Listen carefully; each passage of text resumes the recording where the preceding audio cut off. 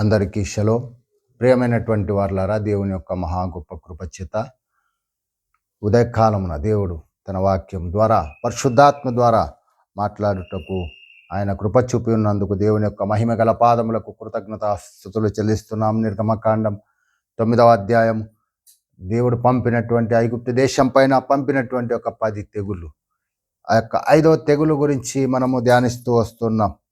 కాబట్టి నిర్గమకాండం 9వ అధ్యాయము తర్వాత యెహోవా మోషేతో ఇట్లా, నీవు ఫరో యొద్దకు వెళ్ళి నన్ను సేవించుటకు నా ప్రజలను పోనిము, నీవు వారిని పోని అనొల్లక ఇంకను వారిని నిర్బంధించిన ఎడల ఇదిగో యెహోవా బాహుబలము తెగులు ద్వారా ఆ ఫరోకు చూపెట్టబోతూ వస్తున్నాడు. అవును ప్రియమైనటువంటి వారలారా, దేవుని యొక్క మహా గొప్ప ప్రణాళిక ఇశ్రాయేలీయులను విడిపించడం. నిర్గమకాండం 9వ అధ్యాయం 1 నుంచి 7వ వచనాల్లో దేవుని యొక్క తెగులు స్పష్టముగా కనబడుతుంది. ఇశ్రాయేలు కుమారుల పశువులను, ఐగుప్తు దేశపు యొక్క పశువులను వారు వేరు చేయమని దేవుడు చెప్తూ వస్తున్నాడు. ఈ యొక్క 5వ తెగులు పశువుల మీద తీవ్రమైనటువంటి ప్రభావం, తెగులు భయంకరమైనటువంటి యొక్క తెగులు. కాబట్టి ఫరో యొక్క హృదయము కఠినమైనటువంటి ఫరో యొక్క హృదయము, కాబట్టి కఠినమైనటువంటి ఆ యొక్క ఫరో యొక్క హృదయము దేవుడు చూచాడు. అందుకే యెహోవా ఆ యొక్క తెగులును వారిపైకి పంపిస్తూ వస్తున్నాడు. ప్రకృతి మీద, నీటి మీద మనం గతంలోనే చూచాం. ఆ యొక్క నీళ్లపైన తెగులు, దేవుని నైలు నదిని కొట్టగా అది రక్తముగా మార్చివేయబడింది. తెగుళ్ళు, ప్రకృతి పైన తెగులు, మట్టిలో నుంచి పురుగులు వచ్చి వారి గృహములలోకి చెరవబడ్డాయి. వాటి వారందరి ఐగుప్తీయుల యొక్క శరీరాల మీద కూడా ఆ యొక్క పురుగులు ఉన్నాయి. కాబట్టి ఇప్పుడు దేవుడు ఇశ్రాయేలీయుల ముఖ్యమైనటువంటి వనరులైనటువంటి ఆ యొక్క జీవాల మీద, ఆ యొక్క పశువుల పైన, వారి యొక్క ఆర్థిక వ్యవస్థ పైన దేవుడు ఆ యొక్క తెగులు రప్పించబోతున్నాడు. కాబట్టి ఫరో యొక్క గర్వము దేవుడు చూచాడు. ఫరో యొక్క దేవతలను వారిని కాపాడలేవు, ఐగుప్తులను కాపాడలేవని దేవుడు హెచ్చరిస్తూ వస్తున్నాడు. ఐగుప్తు యొక్క జీవితాలన్నీ కూడా వారి యొక్క పశువులపైననే ఆధారపడి ఉండేటివి. ఆ దినాలలో వారి యొక్క పశువులపైన ఆధారపడి వారు జీవిస్తూ ఉన్నారు. ఆవులపైన వారు, గుర్రాలపైన, ఒంటెలపైన, గొర్రెలను వారు పశువులు ఆ యొక్క వ్యవసాయమునకు, యుద్ధమునకు గుర్రాలు వాడేవారు, వ్యవసాయమునకు ఆ యొక్క ఆవులు గేదెలు వాడేవారు. తర్వాత ఆ యొక్క ఒంటెలు రవాణా కొరకు వాడేవారు. ఆ యొక్క గొర్రెలు వారు పోషించేటువంటి వారు. కాబట్టి ఇది ఐగుప్తు యొక్క జీవాలపైన దేవుడు కుమ్మరించినటువంటి ఒక గొప్ప తెగులు. కాబట్టి వారి యొక్క ఆర్థిక వ్యవస్థ మొత్తము చిన్నాభిన్నమైపోయింది, నశించిపోయింది. వారి యొక్క దేవత, పవిత్రమైనటువంటి దేవతగా వాళ్ళు ఆరాధించేవారు ఎవరిని? ఈ యొక్క ఆవులను కానీ, ఎద్దులను కానీ. ఐగుప్తు యొక్క దేవత ఏపిస్ అనేటువంటి ఒక దేవత, పవిత్రమైనటువంటి ఎద్దు, అది దేవుడు కాదు. కానీ ఆ ఐగుప్తులు ఆ యొక్క ఎద్దును వారు ఆరాధించారు. కాబట్టి ఆ దేవుడు వాటిపైన తెగులు, పశువులపైన తెగులు. ఆవుల యొక్క దేవత హతోర్ అనేటువంటి దేవత, ఆవు ముఖము కలిగినటువంటి ఒక దేవత. తర్వాత రా అనేటువంటి ఒక దేవత, ఐగుప్తుల యొక్క దేవత, వారి యొక్క జీవనాధిపతి, వారి యొక్క జీవనమునకు అధిపతి అయినటువంటి రా అనేటువంటి ఏపిస్ అనేటువంటి దేవత, హెతోర్ అనేటువంటి దేవత, తర్వాత రా అనేటువంటి యొక్క 3 దేవతలపైన దేవుడు ఆ యొక్క ఉగ్రతను కుమ్మరించుకుంటూ వస్తున్నాడు.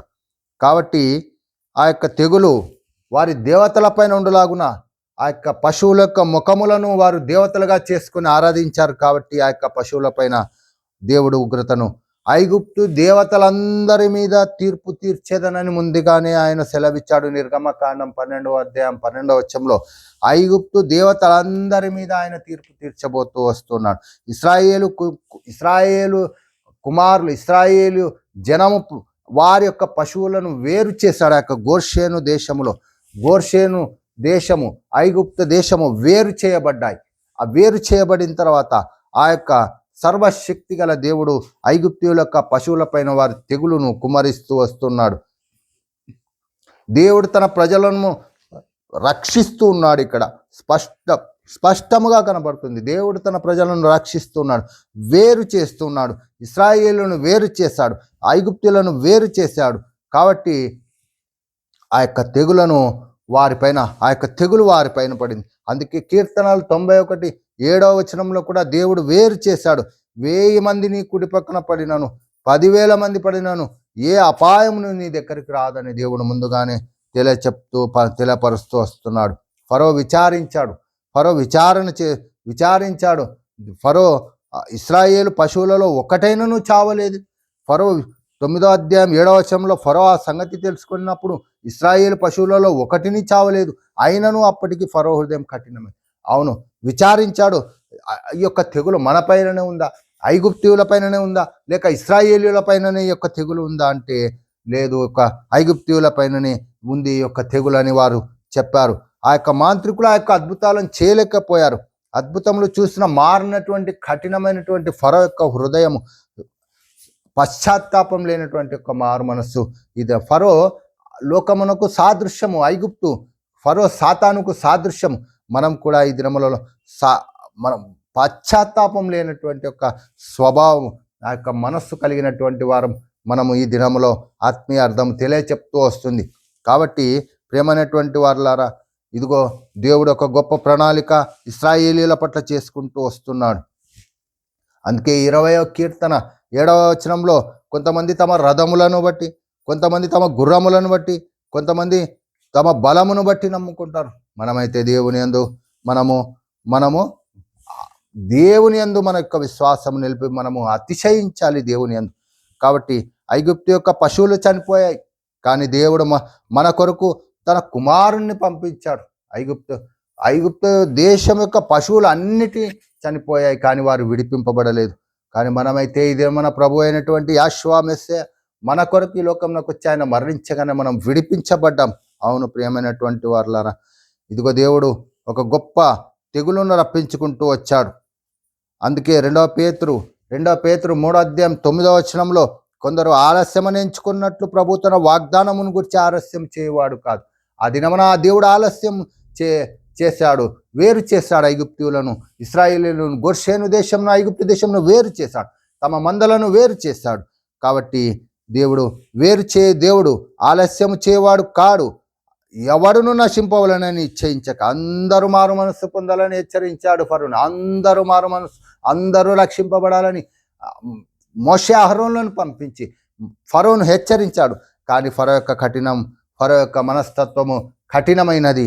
అవును ప్రియమైనటువంటి వారులారా, యెహోవా బాహుబలము పొలంలోనున్న పశువుల మీదను, గుర్రముల మీదను, గాడిదల మీదను, ఒంటెల మీదను మిక్కిలి బాధాకరమైనటువంటి తెగులు వారు అనుభవించారు. అవును ప్రియమైనటువంటి వారులారా, ఐగుప్తు దేశమందంతటా ఒక్కటైనను నిలవలేదు వారి యొక్క దేవతలుగా ఎంచబడినటువంటి ఆ యొక్క పశువులు. అవును ప్రియమైనటువంటి వారులారా, ఆ యొక్క 3 దేవతలను, ఎద్దు రూపమును, ఏథోర్ అనేటువంటి ఆ యొక్క ఎద్దు, ఆవు రూపమును వారు ఆ యొక్క గొర్రెల యొక్క దేవతలుగా పూజించేటువంటి వారు. కాబట్టి రా అనేటువంటి దేవతను వారు ఆరాధించేటువంటి వారు. కాబట్టి ఆ దేవతలకు తీర్పు తీర్చాడు దేవుడు. ఆ పశువుల వారి జీవనాధారమైనటువంటి దేవత రా అనేటువంటి దేవత, ఆ దేవతను ఆధారం చేసుకున్నటువంటి వారు. ఇశ్రాయేలు యొక్క ఆధారం ఎవరు? దేవుడే ఆధారం. జీవరాశుల ప్రాణములను, మనుషులందరి ఆత్మలు ఆయన వశంలో ఉన్నాయి. యోబు గ్రంథం 12:10 తెలియచెప్తూ ఉంది. అవును ప్రియమైనటువంటి వారు, మనుషులందరి ప్రాణములు, ఐగుప్తుల యొక్క ప్రాణములు వారి దేవతల యొక్క చేతిలో లేవు, ఇశ్రాయేలీయుల దేవుని యొక్క చేతిలో ఉన్నాయి. అవును, అందుకే రండి నమస్కారము చేసి సాగిలపడతాము, మనల్ని సృజించిన యెహోవా సన్నిధి మోకరించుదాము. నేడు మీరు ఆయన మాట వినిన ఎడల ఎంత మేలు, ఫరో ఆయన మాట వినిన ఎడల ఎంత మేలు. ఐగుప్తు దేశం యొక్క ఫరో తన జనులను కాపాడుకునేటువంటి వాడు. అవును ప్రియమైనటువంటి వారులారా, యెహోవా ఇశ్రాయేలీయుల పశువులను, ఐగుప్తు పశువులను వేరు చేశాడు. మనల్ని కూడా ఈ లోకంలో వేరు చేస్తున్నాడు, విశ్వాసులను వేరు చేస్తున్నాడు దేవుడు. ఆయన తన సురక్షితమైనటువంటి స్థలంలో ఆయన వేరుపరుస్తున్నాడు. ఎలాగైతే గోషేను దేశమును ఆయన వేరుపరిచాడు, ఐగుప్తీయులను ఆయన ఐగుప్తు దేశమును వేరుపరిచాడు, విశ్వాసులను ఆయన విశ్వాసంలో వేరుపరుస్తున్నాడు. లోకంలో అన్యులు నివసిస్తున్నారు, విశ్వాసులను ఆయన వేరు చేస్తూ ఉన్నాడు. హెబ్రీయుల దేవుడు ఇలాగూ సెలవిచ్చుచున్నానని ఆయన వాగ్దానం ఆయన సెలవిస్తున్నాను. నిర్గమకాండం 9:5 వచనంలో, మరియు యెహోవా కాలము నిర్ణయించి రేపు యెహోవా ఈ దేశంలో ఆ కార్యం జరుగు. దేవుడు కాలము నిర్ణయించాడు. ఆ దినమున ఫరోకి హెచ్చరించాడు. రేపటి దినమున ఆయన కాలము నిర్ణయించాడని ముందుగానే తెలియచెప్పాడు. అవును ప్రియమైనటువంటి వారులారా, దేవుడు మనకు కూడా కాలమును నిర్ణయించాడు. మనము ఆ యొక్క మహా ఉగ్రతా దినము సమీపింపక మునిపే, రాక మునిపే మనము నిజంగా మేల్కొని దేవుని యొక్క రక్షణను అంగీకరించి మారు మనస్సు పొంది ఆయన యందు విశ్వాసం ఉంచి ఆయన పాదముల చెంతకు చేరాలని దేవుడు ప్రతి ఒక్కరికి సువార్త ద్వారా తెలియచెప్తూ వస్తున్నాడు. అందుకే నిర్గమకాండం 28:22 వచనంలో, మరియు భూలోకంలో నేను యెహోవానని నీవు తెలుసుకున్నట్లు ఆ దినమున నేను నా ప్రజలు నివసించుచున్న గోషేను దేశములు వినాయించెదను. అక్కడ ఈగల గుంపులు ఉండవు. నా ప్రజలను ప్రత్యేకపరచెదను. ఈ సూచక క్రియ జరుగునని యెహోవా సెలవిచ్చుచున్నాడు. అవును ప్రియమైనటువంటి వారులారా, దేవుడు వేరుపరిచేటువంటి దేవుడు, ఆయన జనులను వేరుపరిచేటువంటి దేవుడు, హెచ్చరిక చేసేటువంటి దేవుడు, ముందుగానే తెలియచెప్పేటువంటి దేవుడు, ఏ ఒక్కరూ నశించకూడదని కోరుకునేటువంటి దేవుడు. అవును ప్రియమైనటువంటి వారులారా, ఇదిగో దేవుడు గొప్ప కార్యములను చేసేటువంటి దేవుడు అని తెలియచెప్తూ వస్తున్నాడు. అందుకే కాబట్టి ఇప్పుడు క్రీస్తునందున్నటువంటి వారికి, మెస్సియానందు యాషువా మెస్సియానందు ఉన్న వారికి ఏ శిక్షా విధియు లేదు. నీవు లోకంలో నుండి వారిని వేరు చేసి ఉన్నాను. యోహాను సువార్త 17:15 సెలవిస్తుంది. లోకంలో నుంచి నువ్వు వేరు చేసి ఉన్నావు, ఆయన జనులను ఆయన వేరు చేసి ఉన్నాడు. అవును ప్రియమైనటువంటి వారులారా, కాబట్టి అనుదినము వాక్యంను ధ్యానిస్తున్నాం.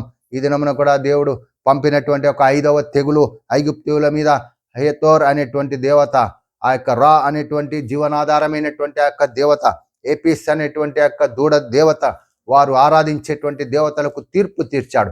అందుకు పశువుల పైన తెగులు వచ్చింది. ఆ తెగులు పశువుల పైన ఎందుకు వచ్చింది అంటే, పశువులను దేవతలుగా ఆరాధించారు కాబట్టి ఆ యొక్క పశువుల పైన తెగులు వచ్చింది. దేవుని యొక్క తెగులు, ఆయననే సర్వశక్తి గల దేవుడు అని వేరు చేశాడు. ఐగుప్తులను, ఇశ్రాయేలీయులను, గోషేను దేశమును, ఆ యొక్క ఐగుప్తు దేశంను వేరు చేశాడు. ఆయన వేరుపరిచే దేవుడు, కాపాడే దేవుడు. అవును ప్రియమైనటువంటి వారు, తీర్పు తీర్చేటువంటి దేవుడు. అవును ప్రియమైనటువంటి వారులారా, ఆయన వేరుపరిచాడు, ఐగుప్తు దేవతలకు తీర్పు తీర్చాడు. ఆయన ఇశ్రాయేలీయులను, వారి పశువులలో ఏ ఒక్కటి నశించలేదు. అవును ప్రియమైనటువంటి వారులారా, ఇశ్రాయేలీయుల సర్వశక్తి గల దేవుడని ఆయన లోకమునకు, ఐగుప్తునకు తెలియచెప్పాడు. ఇందును బట్టి మనం తెలుసుకోవలసినటువంటి ఒక ఆత్మీయ సత్యము, దేవుడు లోకమును ప్రేమించాడు, ఏ ఒక్కరూ నశించకూడదని ఆయన సెలవిస్తున్నాడు. కానీ వారు కఠిన మనస్సు, ఐగుప్తీయుల యొక్క కఠిన మనస్సు, ఫరో యొక్క కఠిన మనస్సు, ఆయన సమయం నిర్ణయించినా కూడా వారు మారలేదు. అటువంటి స్థితిలోనే ఈ లోకం ఉన్నది. ప్రియమైనటువంటి వారు, నేడు సమయం ఉండగానే మనం కూడా దేవుని యొక్క పాదముల చెంతకు వచ్చి సాగిలపడి ఆయనకు కృతజ్ఞతాస్తుతులు చెల్లించి మారు మనస్సు పొంది ఆయనను మన హృదయమునందు అంగీకరించి మనం కూడా దేవుని యొక్క కృప పొందిన వారిలో చేర్చబడలాగున తెలియజేస్తూ, మరలా రేపటి దినమున ఇంకొక తెగులును తెలియచెప్పుటకు పరిశుద్ధాత్మ ద్వారా ఇంకొక తెగులు గురించి వివరించుటకు దేవుడు కృపచూపాలని ప్రార్థిస్తూ, వాక్యం విన్నటువంటి ప్రతి ఒక్కరి నిమిత్తము దేవునికి కృతజ్ఞతాస్తుతులు చెల్లిస్తూ, వారి గృహములలో దేవుడు ఆశీర్వదించి స్వస్థత దయచేయమని ప్రార్థిస్తూ ముగిస్తున్నాను. ప్రార్థించుకుందాం. పరలోకమందున్న మా తండ్రి, వాక్యము విన్నటువంటి ప్రతి ఒక్కరిను నాయన మీ కృపచేత దర్శించండి, స్వస్థత దయచేయండి, వాక్యం ఫలింపచేయండి. సర్వోన్నతుల జీవము గల తండ్రి నాయన, మీ మహిమగల పాదములకు కృతజ్ఞతాస్తుతులు చెల్లిస్తూ ఆయా గృహములలో వెలుగును నింపి స్వస్థత దయచేయని ఆశీర్వదించి దీవించమని విజ్ఞాపన చేస్తూ, నజరేయుడైన యాషువా మెస్సీ యొక్క అతి పరిశుద్ధమైన నామములో అడిగి స్తుతించి వేడుకొంచున్నాం తండ్రి. ఆమేన్. అందరికీ షలోం.